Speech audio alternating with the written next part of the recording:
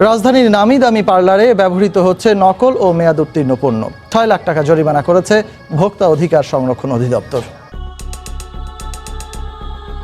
আসসালামু আলাইকুম, আপনাদের এখানে ইনচার্জ হিসেবে কে আছে? এবার কি তাহলে অপু বিশ্বাসের পার্লারে হানা দিল PHDI? জানবো বিস্তারিত, একটু অপেক্ষা করুন। সাকিব অপুর বিচ্ছেদের পর অনেকটাই একা হয়ে পড়েছেন অপু বিশ্বাস। ছিলেন আর্থিক কষ্টেও, হাতে নেই কোনো সিনেমার কাজ, সাকিবও যোগাযোগ বন্ধ করে দিয়েছে। তখন অপু ভাবতে লাগলো কিভাবে চলবে সংসার। এরপর নিজে একটি পার্লারের ব্যবসা শুরু করেন। আর এই পার্লারের জন্য নানান সময় অপু আসতো লাইভে। ছিল যে দিদি আপনি পার্লার দিলেন, আমরা কি করব।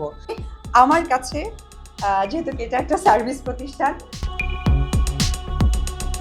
এবার একটি বিউটি পার্লারে হানা দিল PHDI। যাচাই করতে এলো পার্লারের বিভিন্ন পণ্য। এরপর জানা গেল এই বিউটি পার্লারটি অপু বিশ্বাসের নয়। এরপর অপু বিশ্বাস বলেন, আমি এখানে কোনো হিসিং ফিসিং এগুলো কোনো কিছুতেই আমি একদমই ইন্টারেস্টেড না।